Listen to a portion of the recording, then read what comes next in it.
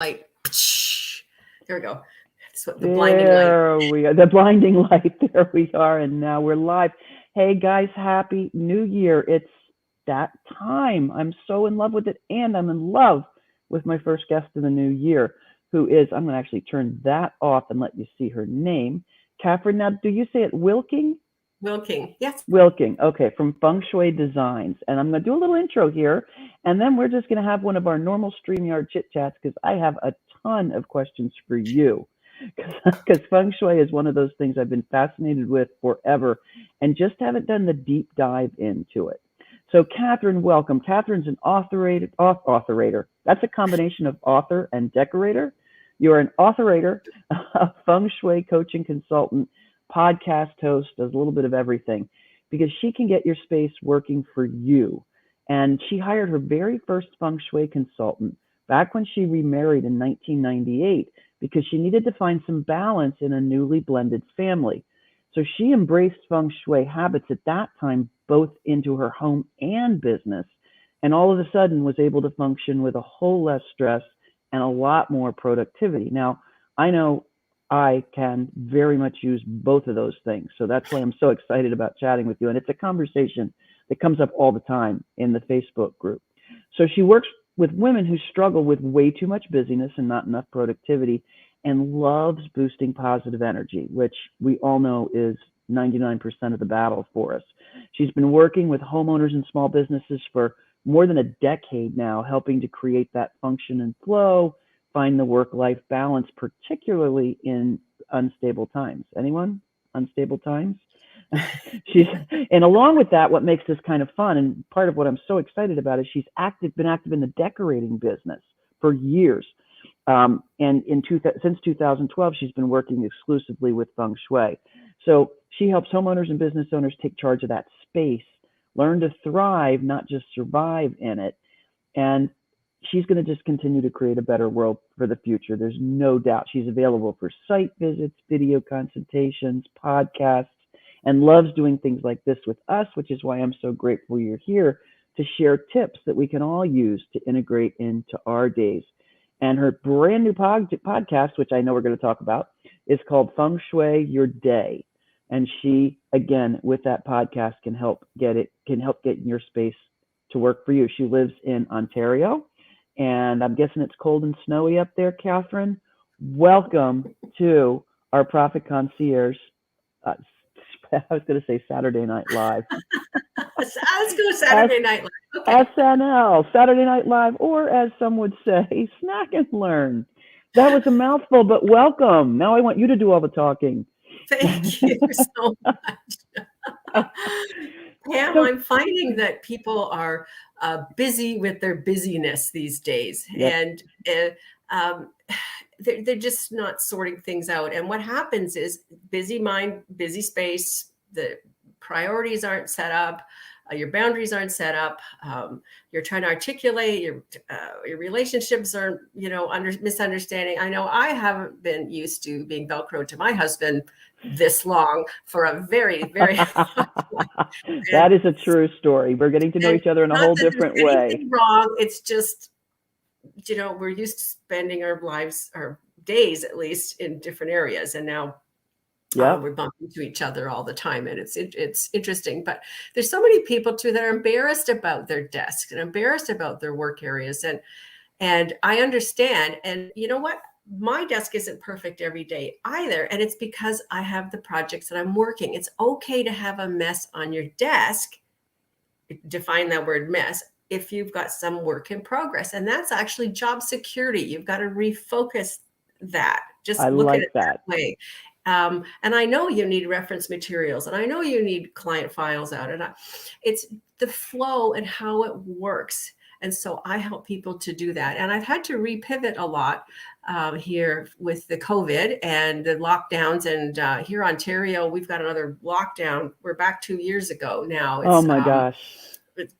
You know what? You just work with it.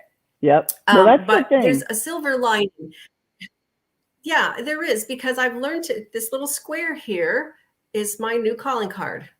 This is where I There you talk to go. people. This is where I teach people, work with people, and I help people. I've developed a one-room rescue because I can look at the porthole and look at one room at a time. And some people were calling me about bedrooms or kids' rooms or how to change out the rec room downstairs into a working space. And anyway, we've come up with the one room office rescue. And we talk about, just the paper shuffle. How do we do that? Put your desk, you need to be in the command position, a power position. Okay. You're looking at exactly what I want you to look at. This is all planned out. And if I'm going to be talking to you and I'm doing business, I got to look like I'm in business. Yep, I love that. And so the Zoom call, the color and the color and everything, you're taking advantage of that frame and saying, here's what I want this frame to look like when I'm in it talking about this. And I want to welcome Jen Grasso, who's here, and she's talking about Happy New Year, which speaks to me about the whole end of the year, holiday, New Year thing. What is the connection? And I know it's not New Year, it's Chinese New Year, but what is the connection between Feng Shui and the New Year process? Well, first of all, anywhere you can celebrate a milestone birthday, you can celebrate the beginning of every month, you can celebrate every season, you can celebrate your birth date number every single month. You can find auspicious things, auspicious times, auspicious dates in order to focus that. You don't have to wait till Happy New Year to make these resolutions. You can do that anytime. And what's interesting, and I've got a couple of Chinese decorations here. The Chinese New Year is February 1st. And so if you missed the mark on January 1st and you want to find an auspicious date, certainly February 1st would be a good choice as well, too. So that's the time when you find that auspicious time, auspicious date. You know how sometimes all the numbers line up? Yes. That's when you do it. Okay. That's when the connection makes. And so it goes in with numerology and shifting, and those numbers that add up to ones are connections to heaven. Those are very good numbers. So January is a great time because first of the month. And so pick another date or time, like 1 o'clock, 11 o'clock, those kinds of things. So stick with the ones at that point when you're doing, when you're doing that kind of stuff. Yes. And so I love that. It starts to make sense. I know. Cool, eh? Oh my gosh, you're dropping tips like gold and I don't want to miss them. So first of all, folks, think about this little square that you're in. And I'm just going to do a compare contrast here because it's a perfect example. So you've created a square on this screen that is exactly what you want it to look like, with color, with background. I've not done that. And you can really see the difference. So you see, like, if I had, I would have folded this blanket more neatly.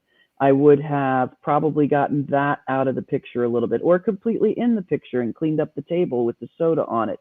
So that kind of thing, when you're looking, it's not just whoever you're talking to looking at you, which is important, but you're looking at yourself and you can feel more aligned, more in your power, in your strength, and that kind of thing too. Is that kind of a true story there as well? So it's not just putting on your makeup and popping in. And I know I've talked to people said, well, I've got stuff to share and it's, like gold. And you know what? Put this is a calling card. This is your business card. And so I had a call from a gentleman who wanted to look nicer. He was cute, an older man, and he would have this light shining straight into his bald head. And so, it's kind of a chuckle how this sorts out. But it is, lighting and sound are huge. Your presentation is huge. The colors that you choose, these are all soft lines in soft colors. So I'm approachable because we're talking about some sensitive things. This piece of art behind me is, I bought it at actually the Chinese Chinatown. It's wood and it's beautiful, perfectly round. So it's soft and it has a little carving of a happiness symbol in the middle of it. And so I'm working with happiness behind my back. And these are all good things that work for me as well as you too. So one of the common mistakes is pictures or lamps. You get some kind of a poke out of somebody's head. And I'm looking at this going, don't you see this? Apparently not. Yeah, they're seeing all the other things. There was one lady that her lamp went over. It was looked like she's wearing a little hat with this glow. And, we have to chuckle a little bit because that's not your focus. When you're starting out like this, you've got your script and you've got your book or, whatever is memorized, and you don't realize that. But if you're talking and asking for money and closing sales and things, you're doing everything on Zoom right now. Yeah, it's so true. It's really, really true. And you can make the best of that. And so that's the thing I've COVID is awful, right? But it has made us pay attention to other ways to do business and find alternatives. A lot of people who never had businesses before now have them because they could, because it's created a world where they can work at home. A lot of moms who want to work have stepped into this and said, oh, I want to work. Moms are working all the time.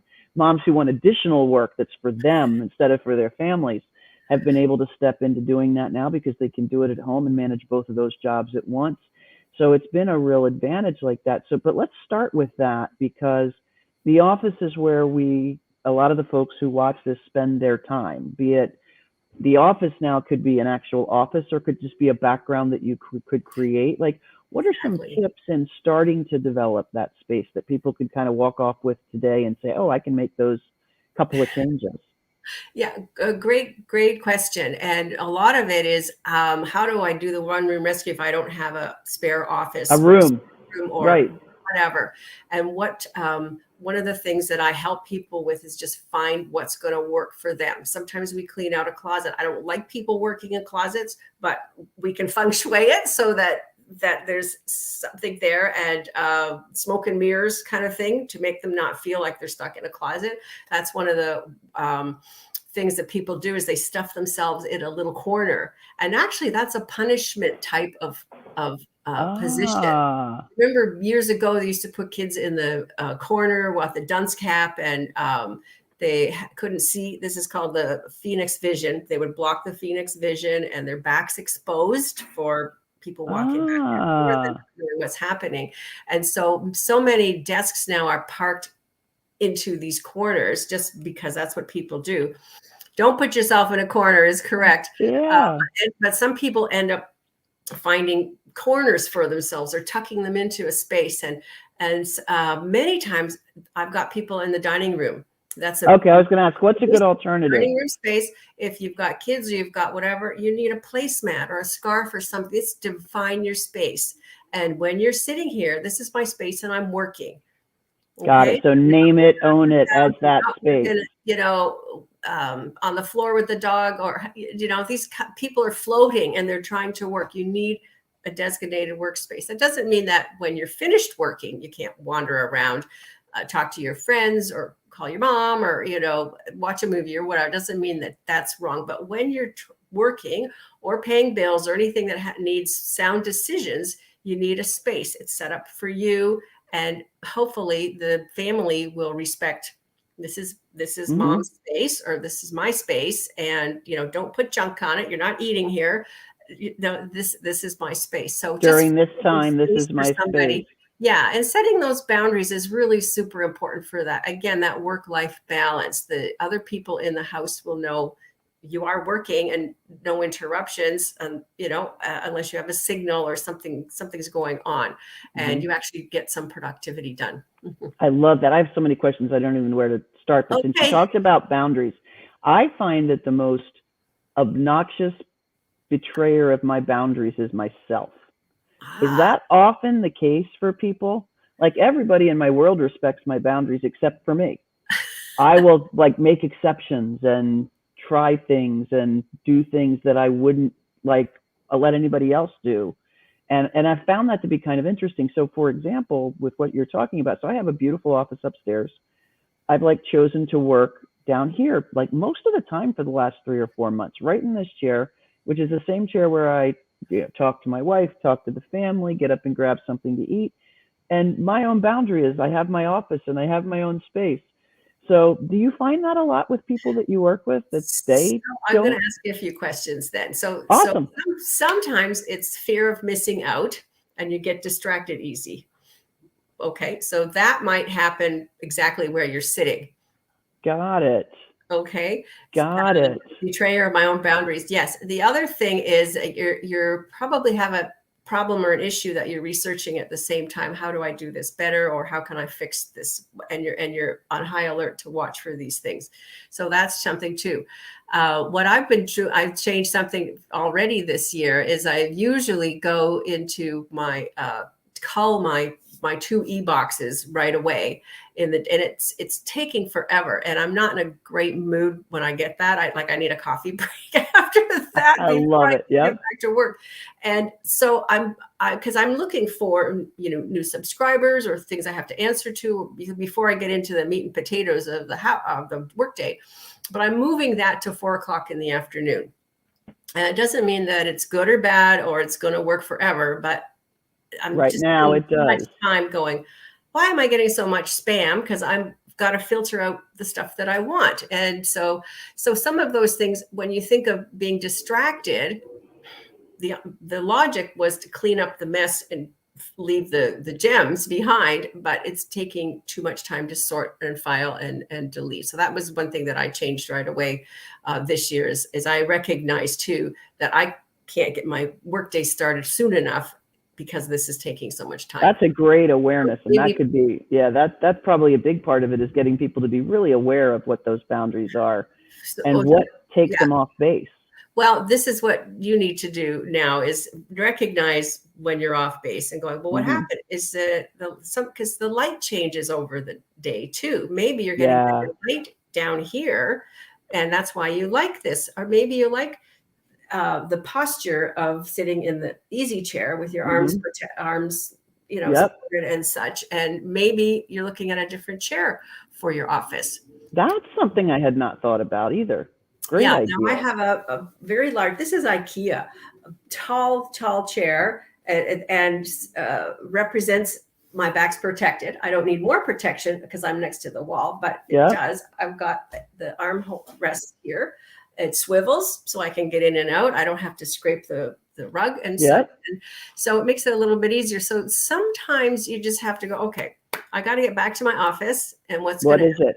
And I'll tell you, one of the things that I'm teaching a workshop at this Chinese New Year, but you'll get notices later on in the month. But the topic is what's on your walls. And that's exactly what you need to do here. What are you looking at 8 hours a day? Is it supporting you or sabotaging you? Love it. That's a great tip for everybody. I'm going to color and shape, just as we talked about a little bit earlier. And if your message is to be approachable, or your message is don't bug me, I'm in the middle of something, or gee, too bad I can't get to St. Lucia this year. I like that as well too. So what's on your walls is a really big deal. I want to unpack that for a minute, because we do often think about what's showing up on our screen. Like my background up there is beautiful. It's exactly what I want. It's got my whiteboard. It's got the colors I like. It's got everything that makes me feel better. I've never thought about what I'm actually looking at. Now, as it turns out, I'm looking out windows, which is great. But in the winter, I'm looking at the sun literally going across the sky at a very low arc, going, oh, nighttime's coming at 3 o'clock in the afternoon. But in the summer, I love it because, the sun, I don't even see it out that window upstairs because it's so high in the sky. So that I never thought about what are you looking at? And there are a couple cables on the floor. Easy things to fix that I didn't consider. That is really, really good input. What are you looking at? You know what you could do is move your desk so you're not looking out the window. I know how awesome it is. I've got mine on the side. So it's better light for filming anyway. Well, it's you don't get that back glare either. That can sometimes make your eyes tired and say, okay, I want to go downstairs. But one of the houses I was at, I had my desk actually pushed up to the window so the cat would walk by and sit in the window when I'm filming. It's like, do you have to do that when I'm filming? Always.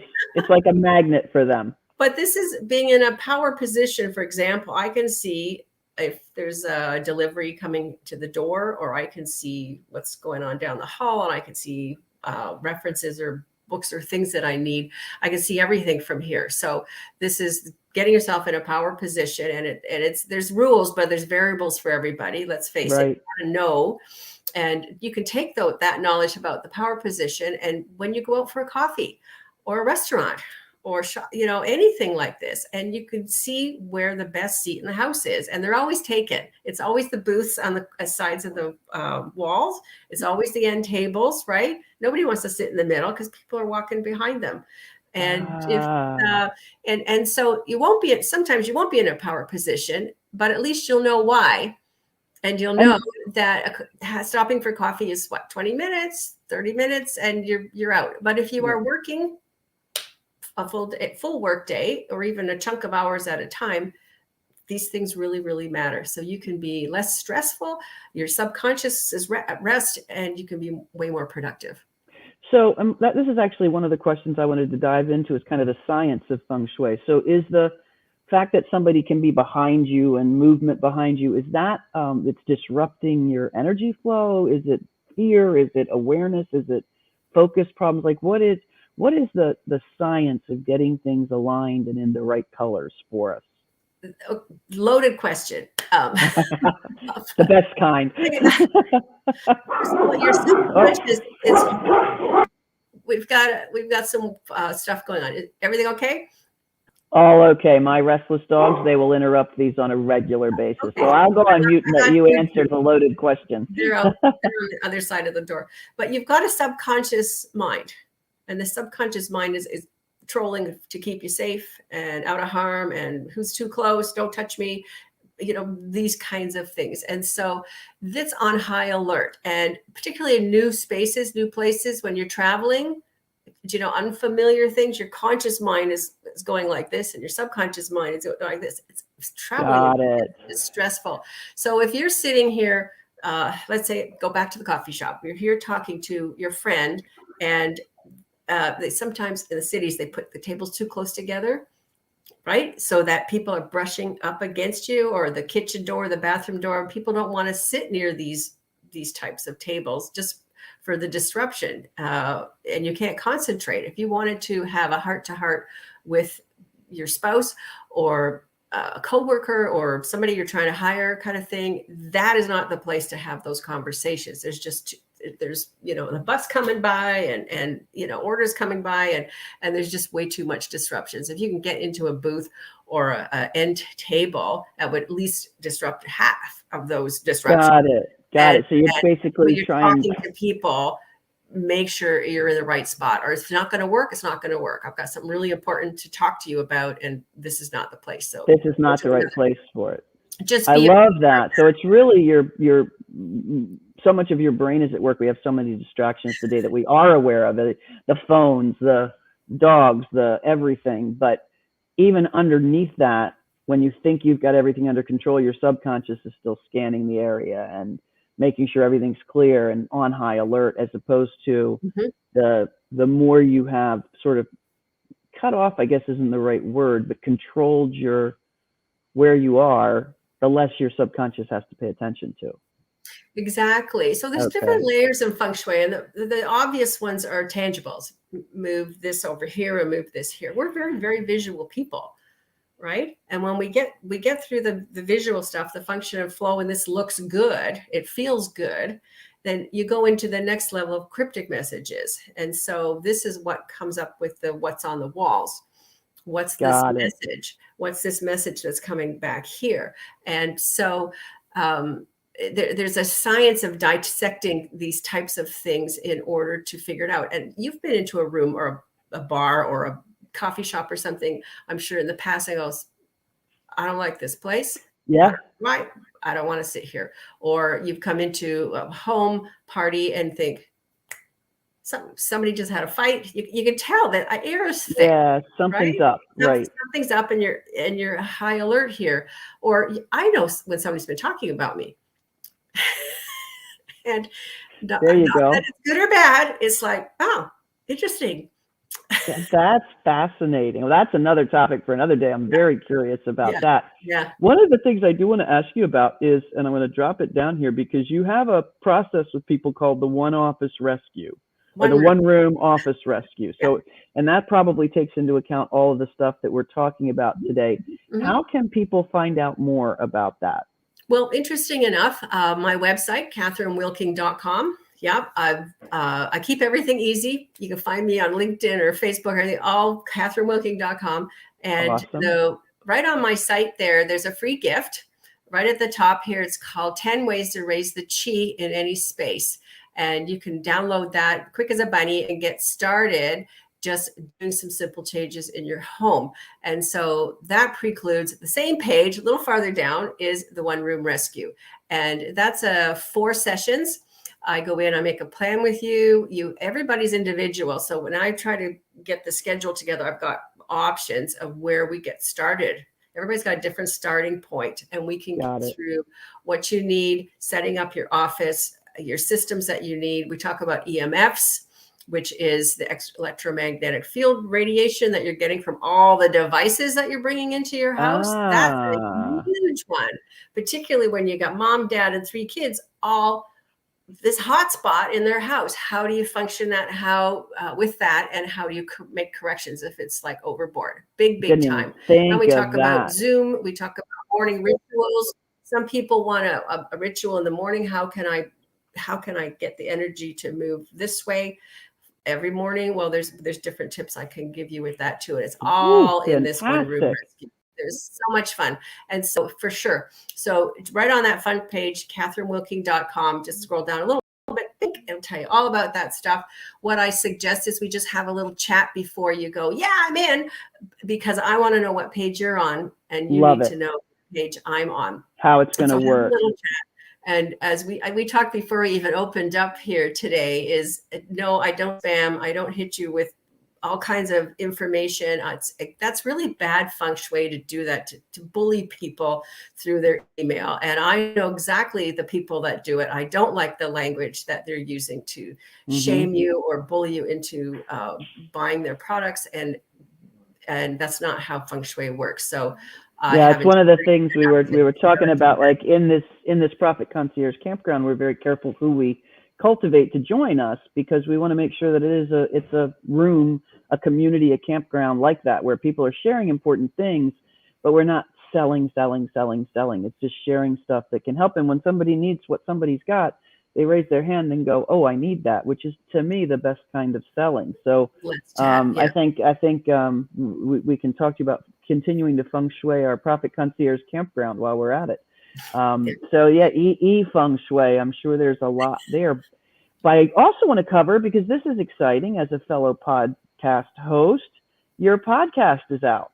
Yes. Where can we find that? All streaming platforms? You know what? It just got launched October 28th, and there's about a dozen on there right now. And I have a goal to bring that up to 50 this year in 2022. And again, a little bit of a legacy as well too, but lots of fun musings, interviews, a little bit of insight, some things I've had done in the past, some case studies. And Feng Shui Your Day came out because I'm trying. Okay, first of all, answer your question. It's mainstream, Apple, Spotify, Anchor, awesome. All these different things. You can Google it and it'll come up. And I'm rated as well too. Woohoo! I'm in the 200 already, and I'm very, very excited. Long way to the top 10, but if you're in the top 100 is huge for podcasts. Very, very cool.